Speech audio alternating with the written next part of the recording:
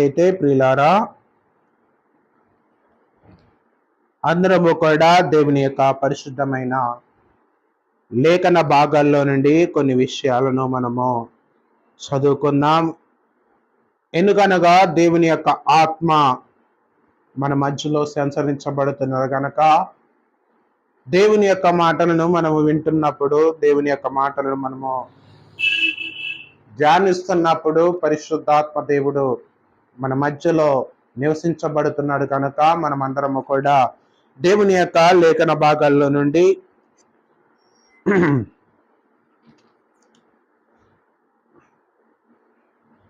23వ కీర్తన ఆఖరి వచనాన్ని మనం చదువుకుందాం. 23వ కీర్తన ఆఖరి వచనాన్ని మనం చదువుకుందాం. ప్రైజ్ ది లార్డ్, హల్లెలూయా.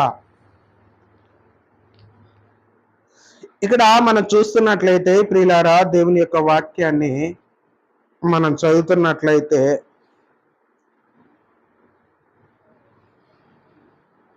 నేను బ్రతుకు దినములన్నీ కృపాక్షేమములే నా వెంట వచ్చును, చిరకాలము యెహోవా మందిరములో నేను నివసించుదను. ప్రైజ్ ది లార్డ్, హల్లెలూయా, హల్లెలూయా. ఇక్కడ మనం చూస్తున్నట్లయితే ప్రియులారా, దేవుని యొక్క వాక్యము ఇక్కడ ఏమని సెలవిస్తుందంటే, నే బ్రతుకు దినములన్నీ కృపాక్షేమములే నా వెంట వచ్చునని దేవుని యొక్క వాక్యమే సెలవిస్తూ ఉన్నది. ఎందుకనగా పరిశుద్ధాత్మ దేవుని యొక్క వాక్యము ఏ విధముగా సెలవిస్తుందంటే, పరిశుద్ధాత్మ దేవుని యొక్క వాక్యము ఏ విధంగా ఇక్కడ మనకి గమనిస్తుందంటే, మనం జీవించే జీవితానికి దేవుని యొక్క కృప అనేది మన వెంట ఉంటుందని దేవుని యొక్క వాక్యము సెలవిస్తూ ఉన్నది. ఎందుకంటే మనము దేవునిలోనికి రాకమునుపు, మనము దేవునిలోనికి వచ్చినప్పుడు రాకమునుపు, వచ్చిన తర్వాత మన జీవితం ఎలా ఉన్నది, దేవునిలోనికి రాకమునుపు నీ జీవితం ఎలా ఉన్నది అనేది ఒకసారి మనం పరిశీలించినట్లయితే, క్రీస్తులోకి వచ్చిన తర్వాత, క్రీస్తులో నువ్వు నిలబడిన తర్వాత, క్రీస్తులో నువ్వు బాప్తిస్మము తీసుకున్న తర్వాత, క్రీస్తులో నీవు ఆయన రక్తమును ఆయన శరీరములో నువ్వు పాల్గొంటున్నప్పుడు దేవుని యొక్క కృపాక్షేమము నీ వెంట వచ్చునని దేవుని యొక్క వాక్యము స్పష్టంగా సెలవిస్తుంది. ఎందుకంటే ఇక్కడ మనం చూస్తే దేవుని యొక్క వాక్యం ఇక్కడ స్పష్టముగా సున్నముగా తెలియపరచబడుతూ ఉన్నది. ఏమనగా అంటే ఇక్కడ మనం చూస్తున్నట్లయితే చిరకాలము యెహోవా మందిరములో నేను నివసించును అంటున్నాడు దేవుని యొక్క వాక్యము. అనగా ఇక్కడ దావీదు భక్తుడు ఈ విధముగా రాసి ఉన్నాడు ప్రియులారా. ఏమని రాసి ఉన్నాడంటే, నా బ్రతుకు దినములన్నీ కృపాక్షేమములు నీ వెంట వచ్చును, అనగా నా వెంట వచ్చును. అలాగనే మనం చూస్తే చిరకాలము యెహోవా మందిరములో నేను నివసించదను అని దావీదు భక్తుడు రాసి ఉన్నాడు.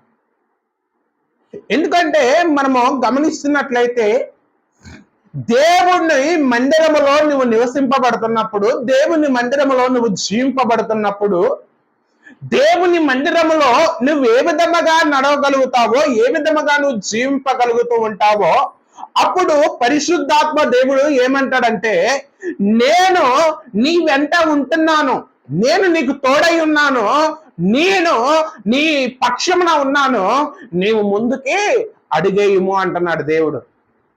ఎందుకో తెలుసా, దేవుడు నీ వెంట ఉన్నంత వరకు నీకు ఎటువంటి అపాయం అనేది జరగదు.